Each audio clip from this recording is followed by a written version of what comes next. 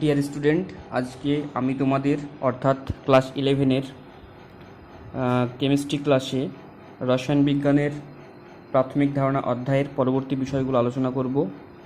তো প্রথমে আমরা যেটা জানবো সেটা হচ্ছে অ্যাভোগাড্রো প্রকল্পের অনুসিদ্ধান্তগুলি কী কী। দেখো, এখানে 5টা অনুসিদ্ধান্ত আছে। তার মধ্যে আমরা যেগুলো খুব দরকারি বা ইম্পর্ট্যান্ট সেগুলোই আমরা প্রমাণ করব। কী কী অনুসিদ্ধান্তগুলি? যেমন নিষ্ক্রিয় গ্যাস ব্যতীত সব মৌলিক গ্যাসের অণু দ্বিপরমাণুক, অর্থাৎ নিষ্ক্রিয় গ্যাস বলতে গেলে হিলিয়াম, নিয়ন, আর্গন এগুলো বাদ দিয়ে যেগুলো গ্যাস আছে অক্সিজেন, নাইট্রোজেন, ক্লোরিন বা হাইড্রোজেন যে গ্যাসগুলো আছে সেগুলো সব দ্বিপরমাণুক হবে, অর্থাৎ পারমাণবিকতা 2 হবে। তারপরে আছে যে গ্যাসের আণবিক ভর গ্যাসটির বাষ্প ঘনত্বের দ্বিগুণ। তারপরে আছে এসটিপিতে 1 গ্রাম অণু গ্যাসের আয়তন সমান 22.4 লিটার। এই 3টি হচ্ছে মেন অনুসিদ্ধান্ত, এবং এই 3টি অনুসিদ্ধান্তে কাজে লাগিয়ে পরের যে দুটো অনুসিদ্ধান্ত আসছে দেখো। 4 নম্বর, গ্যাসের আয়তনিক সংযুক্তি থেকে আণবিক সংকেত নির্ণয় এবং মৌলের পারমাণবিক ভর নির্ণয়। তাহলে এই যে অনুসিদ্ধান্তগুলো, এর মধ্যে আমরা যেগুলো দরকারি, যেমন 2 নম্বর গ্যাসের আণবিক ভর গ্যাসটির বাষ্প ঘনত্বের দ্বিগুণ, এইটা প্রমাণ করব। আর 5 নম্বর যেটা আছে মৌলের পারমাণবিক ভর নির্ণয়, এই দুটো আমরা প্রমাণ করব। বাদবাকিগুলো মোটামুটি জেনে রাখলেই হবে, ঠিক আছে? তাহলে প্রথমে আমরা m = 2d এটা প্রমাণ করব, অর্থাৎ m এখানে গ্যাসের বা মৌলের আণবিক ভর এবং d হচ্ছে বাষ্প ঘনত্ব গ্যাসের। তাহলে আণবিক গুরুত্ব সমান 2 গণিত বাষ্প ঘনত্ব, এটা আমরা প্রমাণ করব। এই প্রমাণের আগে আমাদের কয়েকটা টার্ম সম্বন্ধে পরিচিত হতে হবে, যেমন পরম ঘনত্ব, প্রমাণ ঘনত্ব, এগুলো কি জানতে হবে। আচ্ছা, পরম ঘনত্ব বলতে আমরা কি বুঝবো? যে আমরা ঘনত্ব সম্পর্কে জানি যে ঘনত্ব মানে একক আয়তনে যে ভর, বা ঘনত্ব সমান ভর বাই আয়তন। তাহলে এখানে দেখো ঘনত্বের যে রাশি সেখানে আয়তন আছে, তার মানে এখানে কি চাপ উষ্ণতাকে নির্দিষ্ট রাখতে হবে, নাহলে কি চাপ ও উষ্ণতা যদি চেঞ্জ হয় তাহলে কি হবে, তোমার আয়তনটা চেঞ্জ হবে। তাই নির্দিষ্ট চাপ উষ্ণতায় 1 লিটার কোনো গ্যাসের গ্রামে প্রকাশিত ভরকে ওই চাপ উষ্ণতায় গ্যাসটির পরম ঘনত্ব বলা হয়। তাহলে চাপ উষ্ণতায় স্থির থাকতে হবে, এবং 1 লিটার কোনো গ্যাসের যে গ্রামে প্রকাশিত ভর সেটা হচ্ছে ওই চাপ উষ্ণতায় গ্যাসের পরম ঘনত্ব। এবার আমরা জানবো প্রমাণ ঘনত্ব কাকে বলে। প্রমাণ ঘনত্ব হলো, তাহলে এখানে প্রমাণ মানে বুঝতে পারছো যে প্রমাণ চাপ ও তাপমাত্রা থাকতে হবে, তার মানে এসটিপিতে 1 লিটার কোনো গ্যাসের গ্রামে প্রকাশিত ভরকে গ্যাসটির প্রমাণ ঘনত্ব বলা হয়, ঠিক আছে? যেমন হাইড্রোজেনের প্রমাণ ঘনত্ব 0.089 গ্রাম পার লিটার, অর্থাৎ 1 লিটার হাইড্রোজেন গ্যাসের ভর 0.089 গ্রাম এসটিপিতে। তাহলে এবার আমরা জানব বাষ্প ঘনত্ব বা আপেক্ষিক ঘনত্ব সম্পর্কে, যাকে ক্যাপিটাল ডি দিয়ে প্রকাশ করা হয়।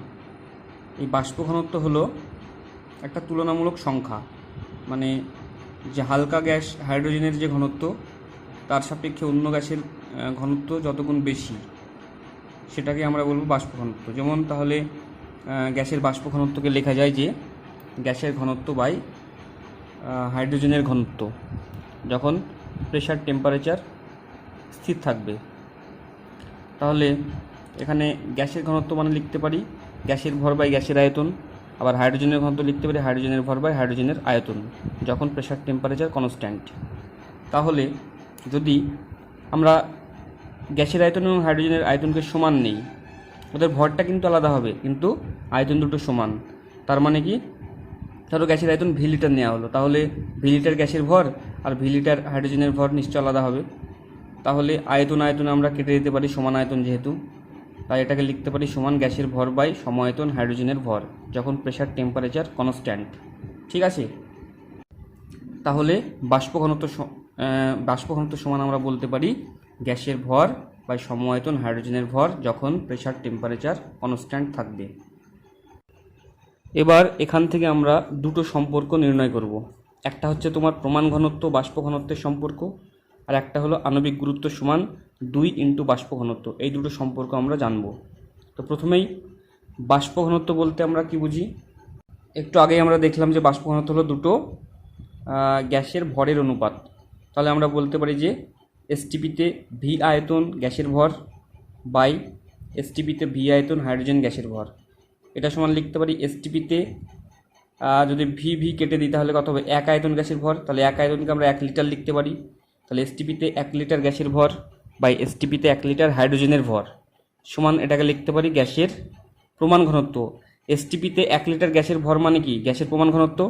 তাহলে উপরে লিখে দিলাম গ্যাসের প্রমাণ ঘনত্ব বাই হাইড্রোজেনের প্রমাণ ঘনত্ব, কারণ এসটিপিতে 1 লিটার হাইড্রোজেনের ভর মানে হাইড্রোজেনের প্রমাণ ঘনত্ব। অতএব বাষ্প ঘনত্ব সমান বলতে পারি গ্যাসের প্রমাণ ঘনত্ব বাই হাইড্রোজেনের প্রমাণ ঘনত্ব আমরা আগে জেনেছি 0.089, বা কোনাকুনি গুণ করলে হবে গ্যাসের প্রমাণ ঘনত্ব সমান বাষ্প ঘনত্ব ইন্টু 0.089। তাহলে এইভাবে আমরা কোনো গ্যাসের প্রমাণ ঘনত্ব বের করতে পারবো যদি তার বাষ্প ঘনত্ব জানা থাকে। ঠিক আছে, এবার যে প্রমাণটি করব, আণবিক গুরুত্ব এম, ক্যাপিটাল এম দিয়ে প্রকাশ করা হয়, সমান 2 ইন্টু বাষ্প ঘনত্ব ক্যাপিটাল ডি। আচ্ছা, গ্যাসের বাষ্প ঘনত্ব সমান আমরা জেনেছি যে ভি আয়তন গ্যাসের ভর আর ভি আয়তন হাইড্রোজেনের ভর যখন প্রেশার টেম্পারেচার কনস্ট্যান্ট হবে, তাহলে গ্যাসের বাষ্প ঘনত্ব সমান বলা যায় যে অ্যাভোগাড্রো প্রকল্প প্রয়োগ করে এখানে আমরা বলতে পারি যে ভি আয়তনে যদি এন সংখ্যক অণু থাকে তাহলে ভি আয়তন গ্যাসে এন সংখ্যক অণু মানে ভি আয়তন হাইড্রোজেন গ্যাসও এন সংখ্যক অণু। অতএব গ্যাসের এন সংখ্যক অণুর ভর বাই হাইড্রোজেন এর এন সংখ্যক অণুর ভর, এটাকে সমান লেখা যায় গ্যাসের একটি অণুর ভর বাই হাইড্রোজেনের একটি অণুর ভর। এন দিয়ে যদি আমরা কেটে দিই উপর নিচে, সমান গ্যাসের একটি অণুর ভর বাই হাইড্রোজেনের একটি অণু মানে দুটি হাইড্রোজেন পরমাণুর ভর, এটাকে লেখা যায়, এটাকেই সাজিয়ে লেখা যায় সমান হাফ ইন্টু গ্যাসের একটি অণুর ভর বাই একটি হাইড্রোজেন পরমাণুর ভর, বা গ্যাসের বাষ্প ঘনত্ব ডি সমান হাফ ইন্টু গ্যাসের আণবিক ভর এম। কারণ কি, গ্যাসের একটি অণুর ভর বাই একটি হাইড্রোজেন পরমাণুর ভর সেটাই তো গ্যাসের আণবিক ভর, কারণ একটি হাইড্রোজেন পরমাণুর ভরের তুলনায় কোনো গ্যাসের একটি অণুর ভর যত গুণ ভারী সেটাকে আমরা আণবিক গুরুত্ব বা আণবিক ভর বলে জেনে এসেছি, তাই এটাকে লেখা যায়। বা ডি সমান এখানে লেখা যায় কত, m/2, বা কোনাকুনি গুণ করলে m সমান 2d। এখানে সঠিকভাবে যদি হাইড্রোজেনের পারমাণবিক ওজন নেওয়া হয় তাহলে m = 2.016d বলা যায়, কিন্তু m সমান 2d, এটাই বেশি কাজে লাগে। ঠিক আছে, m = 2.016d বললেও তোমার এখানে ভুল হবে না। এবার জানবো বাষ্প ঘনত্বের চাপ ও উষ্ণতার উপর নির্ভরশীলতা, অর্থাৎ বাষ্প ঘনত্ব কি চাপ উষ্ণতার উপর নির্ভরশীল। দেখো, বাষ্প ঘনত্ব সমান আমরা জেনে এসেছি যে গ্যাসের এন সংখ্যক অণুর ভর বা হাইড্রোজেনের এন সংখ্যক অণুর ভর, অর্থাৎ দুটো গ্যাসের ভরের অনুপাত, তাই এটা একটা তুলনামূলক সংখ্যা মাত্র, এর কোনো একক নেই এবং এটা চাপ উষ্ণতার উপর নির্ভর করে না। কিন্তু প্রমাণ ঘনত্ব বা পরম ঘনত্ব, ওখানে যেহেতু আয়তন টার্ম আছে তাই ওটা চাপ উষ্ণতার উপরে নির্ভর করে। ঠিক আছে, তাহলে এবার আমরা একটা গ্যাসের সাপেক্ষে আর একটা গ্যাসের বাষ্প ঘনত্ব কীভাবে নির্ণয় করব। ধরো আমরা এ গ্যাসের বাষ্প ঘনত্ব নির্ণয় করব বি গ্যাসের সাপেক্ষে, তাহলে D of A respect to B আমরা লিখতে পারি সমান ডিএ বাই ডিবি। ডিএ হলো কি এ গ্যাসের বাষ্প ঘনত্ব, ডিবি কি বি গ্যাসের বাষ্প ঘনত্ব। তাহলে ডিএ সমান লিখতে পারি আমরা আগের ইকুয়েশন থেকে ডি = m/2, তাহলে ডিএ = ma/2, ডিবি = mb/2, সমান কাটাকাটি করে দিলে ma/mb। ma হলো কি এ গ্যাসের আণবিক ভর আর mb হলো বি গ্যাসের আণবিক ভর। তাহলে একইভাবে আমরা উদাহরণ হিসেবে নিতে পারি, ধরো অ্যামোনিয়া গ্যাসের বাষ্প ঘনত্ব বের করব বাতাসের সাপেক্ষে। বাতাসে তো সব রকম গ্যাস মিশ্রিত অবস্থায় থাকে, তাহলে তাদের গড় যে আণবিক ভর সেটা নেওয়া হবে। তাহলে D of ammonia respect to air সমান লিখতে পারি, তাহলে অ্যামোনিয়ার যে আণবিক ভর m(NH3/m এয়ার সমান বাতাসের যে আণবিক ভর সেটা হলো 29 গড় আণবিক ভর। তাহলে এখানে লিখতে পারি যে অ্যামোনিয়ার আমরা জানি আণবিক ভর 17/29 সমান 0.59। তাহলে একইভাবে আমরা দেখতে পারি যে ক্লোরিন গ্যাসের বাষ্প ঘনত্ব অক্সিজেনের সাপেক্ষে, তাহলে লিখতে পারি যে D of chlorine respect to oxygen O2 সমান mCl2/mO2 সমান Cl2-র আণবিক ভর 71, O2-র আণবিক ভর 32 সমান 2.219। তাহলে এইভাবে আমরা যে কোনো গ্যাসের সাপেক্ষে যে কোনো গ্যাসের বাষ্প ঘনত্ব নির্ণয় করতে পারবো। ঠিক আছে, আবার আমরা পারমাণবিক ওজন সমান লিখতে পারি আণবিক ওজন বাই পারমাণবিকতা। কারণ আমরা আগে জেনেছি যে কোনো মৌল বা যৌগের যে আণবিক ওজন সেটা হয় পারমাণবিক ওজন ইন্টু পারমাণবিকতা। তাহলে এটাকেই ঘুরিয়ে আমরা এটা বলতে পারি। যেমন ধরো নাইট্রোজেনের পারমাণবিক ওজন সমান কি নাইট্রোজেনের আণবিক ওজন বাই পারমাণবিকতা সমান লিখতে পারি আণবিক ওজন কত নাইট্রোজেনের 14 × 2 = 28 বাই পারমাণবিকতা কত 2। তাহলে এখানে সমান 14, নাইট্রোজেনের পারমাণবিক ওজন 14। অতএব পারমাণবিক ওজন সমান এখানে লিখতে পারি যে আণবিক ওজনের জায়গায় আমরা বলতে পারি 2 × বাষ্প ঘনত্ব বাই পারমাণবিকতা। যেমন উদাহরণ হিসেবে আমরা দেখতে পারি অক্সিজেনের বাষ্প ঘনত্ব D = 16, পারমাণবিকতা সমান 2। তাহলে আমরা এখান থেকে এই যে সাপ্লাইড ডেটা আছে সেগুলো থেকে আমরা পারমাণবিক ওজন বের করতে পারবো অক্সিজেনের। তার মানে আমরা পারমাণবিক ওজন সমান 2 × 16, 16 হচ্ছে বাষ্প ঘনত্ব বাই পারমাণবিকতা 2, তাহলে সমান পারমাণবিক ওজন কত 16। তাহলে এইভাবে আমরা পারমাণবিক ওজন নির্ণয় করতে পারবো কোনো মৌলিক বা যৌগিক পদার্থের। ঠিক আছে। আচ্ছা, যৌগিক পদার্থের হবে না, কারণ যৌগিক পদার্থের তো পারমাণবিকতা এই টার্মটা জড়িত না, শুধুমাত্র মৌলিক পদার্থের ক্ষেত্রে প্রযোজ্য।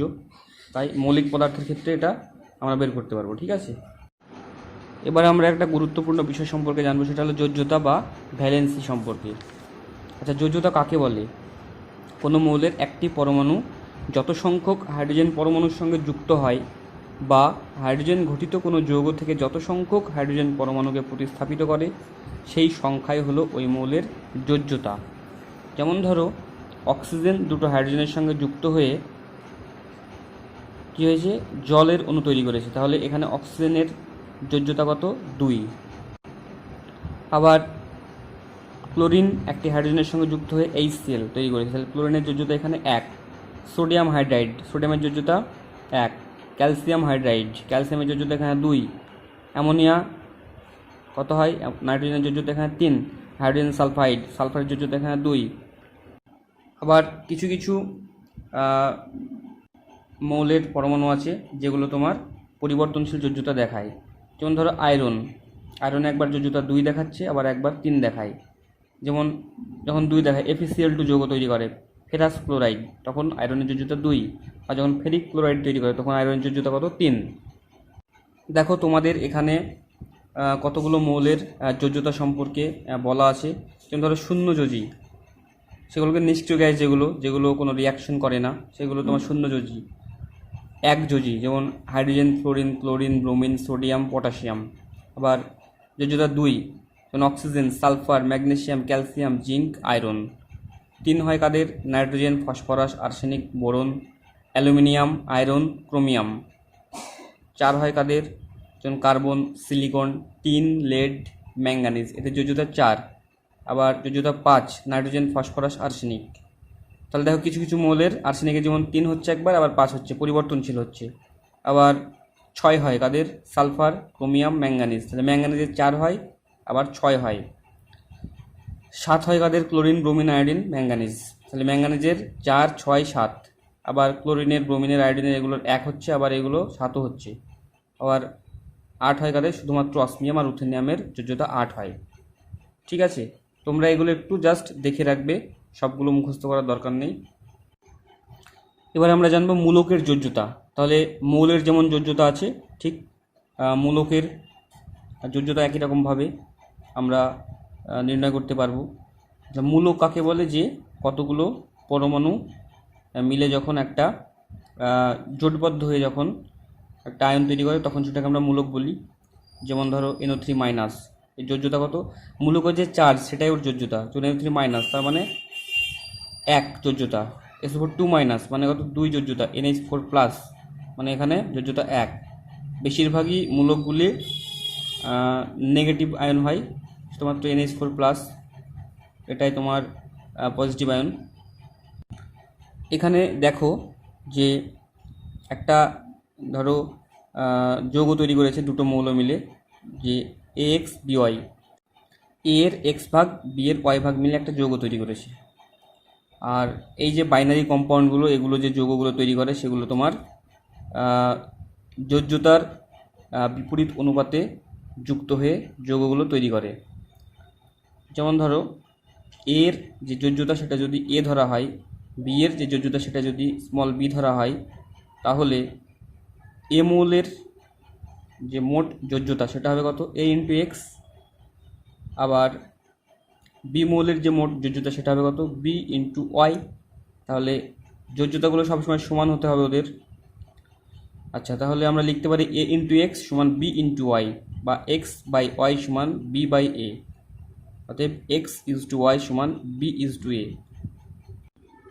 অর্থাৎ উৎপন্ন যৌগের অণুতে মৌল দুটির পরমাণু সংখ্যার অনুপাত মৌল দুটির যোজ্যতার বিপরীত অনুপাতে যুক্ত হয়। যেমন উদাহরণ দিলে বুঝতে হবে, ধরো অ্যামোনিয়ার সংকেত আমরা জানি না, তো নাইট্রোজেন আর হাইড্রোজেন মিলে অ্যামোনিয়া তৈরি হয়। তাহলে আমরা জানি নাইট্রোজেনের যোজ্যতা কত, 3। তাহলে 3টা যাবে কত তোমার হাইড্রোজেনের কাছে 3, আর হাইড্রোজেনের যোজ্যতা 1, তাহলে নাইট্রোজেনের পাশে, তাহলে 1 না লিখলে হয়, তাই অ্যামোনিয়ার যোজ্যতা NH3। সেরকমই সোডিয়াম হাইড্রাইড, সোডিয়ামের যোজ্যতা 1, হাইড্রোজেনের যোজ্যতা 1, তাহলে আমরা লিখতে পারি NaH। ক্যালসিয়ামের যোজ্যতা 2, তাই হাইড্রোজেনের কাছে 2 বসবে, আর হাইড্রোজেন যোজ্যতা 1 না বসালে হবে, তাই ক্যালসিয়াম হাইড্রাইড CaH2। একইভাবে অ্যালুমিনিয়াম হাইড্রক্সাইড, অ্যালুমিনিয়াম যোজ্যতা 3, তাই OH এর যোজ্যতা 1, তাই OH এর নিচে 3 বসবে, আর অ্যালুমিনিয়ামের আগে 1, মানে 1 না লিখলেও হবে। একইভাবে ক্যালসিয়াম হাইড্রক্সাইড, সোডিয়াম হাইড্রক্সাইড এগুলো আমরা লিখতে পারি। ঠিক আছে, এবার আমরা জানব তুল্যাঙ্ক ভার বা রাসায়নিক তুল্যাঙ্ক সম্পর্কে। Equivalent wait or chemical equivalent বলা যায়। কোনো মৌলের যত ভাগ ওজন 1 ভাগ ওজনের হাইড্রোজেন সঠিকভাবে 1.008 ভাগ, বা 8 ভাগ ওজনের অক্সিজেন বা 35.5 ভাগ ওজনের ক্লোরিনের সঙ্গে যুক্ত হয়, অথবা ওই পরিমাণ হাইড্রোজেন বা অক্সিজেন বা ক্লোরিনকে কোনো যৌগ থেকে প্রতিস্থাপন করতে পারে, তত ভাগ ওজনের সংখ্যাটিকে ওই মৌলের তুল্যাঙ্ক ভার বা যোজন ভার বা রাসায়নিক তুল্যাঙ্ক বলা হয়। ধরো একটা বিক্রিয়া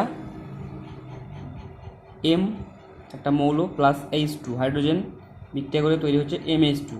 ধরো X ভাগ বা X গ্রাম M মৌলটি, Y ভাগ বা Y গ্রাম হাইড্রোজেন গ্যাসটি বিক্রিয়া করে তৈরি হচ্ছে যৌগটি। তাহলে Y গ্রাম হাইড্রোজেনের সাথে যুক্ত হয় X গ্রাম M, 1 গ্রাম হাইড্রোজেনের সাথে যুক্ত হয় X by Y gram M।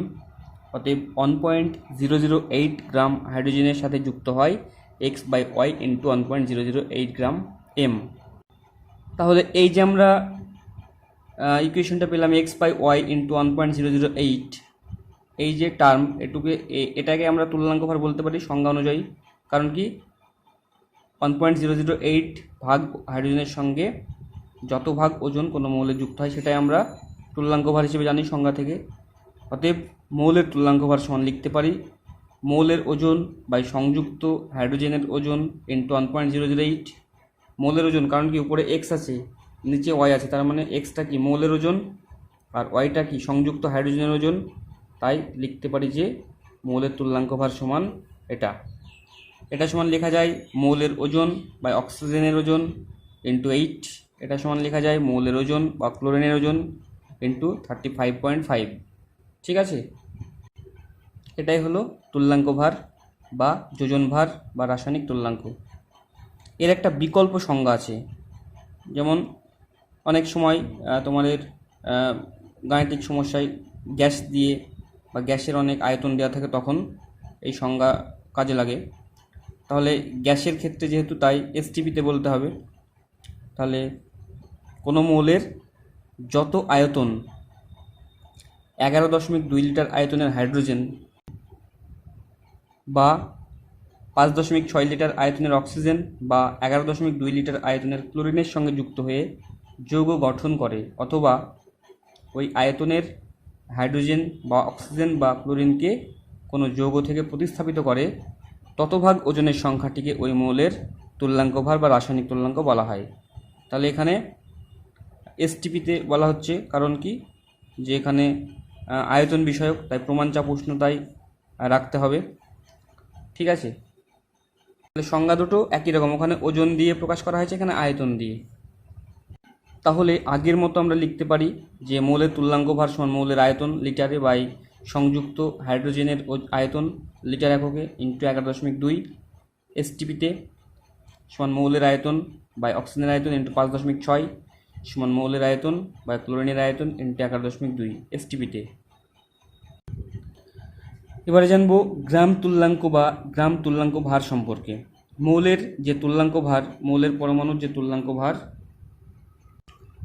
সেটাকে গ্রাম এককে যখন প্রকাশ করা হয় সেটা হচ্ছে গ্রাম তুল্যাঙ্ক বা গ্রাম তুল্যাঙ্ক ভার। যেমন সোডিয়ামের তুল্যাঙ্ক ভার 23, তার মানে গ্রাম তুল্যাঙ্ক ভার 23 গ্রাম। সালফেট মূলকের তুল্যাঙ্ক ভার 48, তার মানে গ্রাম তুল্যাঙ্ক ভার 48 গ্রাম। সোডিয়াম কার্বনেটের তুল্যাঙ্ক ভার 53, তার মানে ওর গ্রাম তুল্যাঙ্ক ভার 53 গ্রাম। ঠিক আছে, একদম ইজি ব্যাপার। তারপরে আছে কি তুল্যাঙ্ক অনুপাত সূত্র। দেখো একটা রিয়াকশন দেখানো আছে যে এ প্লাস বি, এখান থেকে এ বি তৈরি হচ্ছে। তাহলে এর যদি তুল্যাঙ্ক ভার ইয়ে হয়, বি এর যদি তুল্যাঙ্ক ভার ইবি হয়, তাহলে এদের তুল্যাঙ্ক ভারের অনুপাতে যুক্ত হবে এ এবং বি, অর্থাৎ এ ইজ টু ইবি এই অনুপাতে, বা তুল্যাঙ্ক ভারের সরল গুণিতকের অনুপাতে যুক্ত হবে, যেমন এ ইজ টু 2ইবি। যখন কি যে কোনো একটা সংখ্যাকে বা যে কোনো একটা তুল্যাঙ্ক ভারকে 1, 2, 3, 4 এগুলোতে গুণ আকারে থাকবে, তখন সেটাকে আমরা বলবো সরল গুণিতক। ঠিক আছে, দেখব তুল্যাঙ্ক ভার ও পারমাণবিক ওজনের মধ্যে সম্পর্ক কীরূপ। ধরো কোনো মৌলের পারমাণবিক ওজন সমান এ ধরা হলো, তুল্যাঙ্ক ভার সমান ই এবং যোজ্যতা সমান ধরা হলো ভি। তাহলে যোজ্যতা ভি মানে এখানে বলা যায় ভি সংখ্যক হাইড্রোজেন পরমাণু মৌলের একটি পরমাণুর সাথে যুক্ত হয়। তাহলে এইটাকে আমরা যদি ওজন দিয়ে প্রকাশ করি, তাহলে ভি সংখ্যক হাইড্রোজেন পরমাণু, তার মানে ভি ইন্টু 1.008 ভাগ ওজনের হাইড্রোজেন যুক্ত হয় এ ভাগ ওজনের মৌলের সাথে। একটি পরমাণু, কারণ একটি পরমাণুর এখানে পারমাণবিক ওজন এ ধরা হয়েছে, তাই এ ভাগ ওজনের মৌলের সাথে। অতএব ঐকিক নিয়মে আমরা এটা বলতে পারি 1.008 ভাগ ওজনের হাইড্রোজেন যুক্ত হয় এ বাই ভি ভাগ ওজনের মৌলের সাথে। তাহলে তুল্যাঙ্ক ভারের সংজ্ঞা থেকে আমরা জানি যে 1.008 ভাগ ওজনের মৌলের সাথে অন্য কোনো মৌলের যত ভাগ ওজন যুক্ত হয় সেটা হচ্ছে তুল্যাঙ্ক ভার। তাহলে এখান থেকে আমরা বলতে পারি যে তুল্যাঙ্ক ভার ই সমান এ বাই ভি, বা কোনাকুনি গুণ করে A equal to E into V. ঠিক আছে, যখন ভি ইকুয়াল টু 1 হবে তখন এ ইকুয়াল টু ই হবে। যেমন সোডিয়ামের পারমাণবিক ভর পারমাণবিক ওজন সমান কত 23, আবার সোডিয়ামের তোমার যোজ্যতা বা ভ্যালেন্সি 1 হয়, তাই এখানে ওর তুল্যাঙ্ক ভারও 23 হবে। ঠিক আছে, এবার কতগুলো বিষয় আমাদের লক্ষ্য রাখতে হবে, যেমন ই নট গ্রেটার দ্যান এ, অর্থাৎ তুল্যাঙ্ক ভার পারমাণবিক ওজনের থেকে বড় হতে পারে না। দেখো কীভাবে, আমরা জানি E equal to A by V, তার মানে ই যদি এর থেকে বড় হয়, তার মানে ভিকে লেস দ্যান 1 হতে হবে, তবেই ই বড় হবে। কিন্তু ভি সবসময় কী হয়, 1 হয় বা 1-এর থেকে বড় হয়। ভি 1-এর থেকে ছোট কোনো সময় হয় না। ঠিক আছে, আবার দেখো ই নট ইকুয়াল টু 0, তার মানে কি তুল্যাঙ্ক ভার কোনো সময় শূন্য হবে না। কারণ কি আমরা জানি E equal to A by V, যেহেতু পারমাণবিক ওজন কোনো সময় শূন্য হয় না, তাই E not equal to 0। E not equal to 0 that means E not equal to 0। আবার আমরা জানি যে বলতে পারি যে ই প্রপোর্শনাল টু 1/v, কারণ কি equal to A by V, আর নির্দিষ্ট মৌলের এ ইকুয়াল টু নির্দিষ্ট মানে কনস্ট্যান্ট, অতএব ই প্রপোর্শনাল টু 1/v। তাহলে এই ছোটো ছোটো প্রমাণগুলো একটু মনে রাখতে হবে। এবার দেখব যে তুল্যাঙ্ক ভার পরিবর্তনশীল। আচ্ছা, কিছু কিছু মৌলের যোজ্যতা যেহেতু পরিবর্তনশীল, তাই ওদের তুল্যাঙ্ক ভারও পরিবর্তনশীল হবে। যেমন ধরো আমরা জানি E equal to A by V, এখানে এ সমান স্থির থাকে, কিন্তু ওদের যে ভ্যালেন্সি বা যোজ্যতা সেটা পরিবর্তনশীল, তাই ওদের তুল্যাঙ্ক ভারও পরিবর্তনশীল হবে। যেমন ধরো কপারের যোজ্যতা সমান 1 হয় একবার, 2 হয়। যখন কম হয় তখন আমরা আস বলি, কিউপ্রাস বেশি হয় তখন কিউপ্রিক ইক বলা হয়। যেমন উদাহরণ কিউপ্রাস ক্লোরাইড, কিউপ্রাস অক্সাইড। আবার যখন 2 হচ্ছে তখন কিউপ্রিক ক্লোরাইড, কিউপ্রিক অক্সাইড এগুলো বলা হয়। তাহলে এগুলোতে তোমার এদের তুল্যাঙ্ক ভারও আলাদা আলাদা হবে। তাহলে যেমন ধরো আমরা জানি E equal to A by V, তাহলে কপারের পারমাণবিক ওজন হচ্ছে 63.5, আর ওর যোজ্যতা যখন ধরো 1 তখন কত হচ্ছে তুল্যাঙ্ক ভার 63.5। আবার কপারের পারমাণবিক ওজন 63.5, যোজ্যতা যখন 2 হচ্ছে তখন ওর তুল্যাঙ্ক ভার 31.75। তাহলে কি তুল্যাঙ্ক ভার আলাদা আলাদা হচ্ছে। আবার আয়রনের ক্ষেত্রেও একবার 2 যোজ্যতা দেখা যায়, আবার একবার 3 যোজ্যতা দেখা যায়, যেমন ফেরাস ফেরিক। যেমন এক্সাম্পল হিসেবে ফেরাস অক্সাইড, ফেরাস ক্লোরাইড, আবার ফেরিক অক্সাইড, ফেরিক ক্লোরাইড। তাহলে এখান থেকে আমরা বের করতে পারি E=A/V। তাহলে আয়রনের যে পারমাণবিক ওজন সেটা 55.85 বাই এখানে যোজ্যতা 2, এটা যা হবে। আবার এই ক্ষেত্রে E=A/V সমান 55.85 বাই যোজ্যতা 3, তাহলে এই ক্ষেত্রে আলাদা ভ্যালু হবে, তাহলে তুল্যাঙ্ক ভার পরিবর্তনশীল হচ্ছে।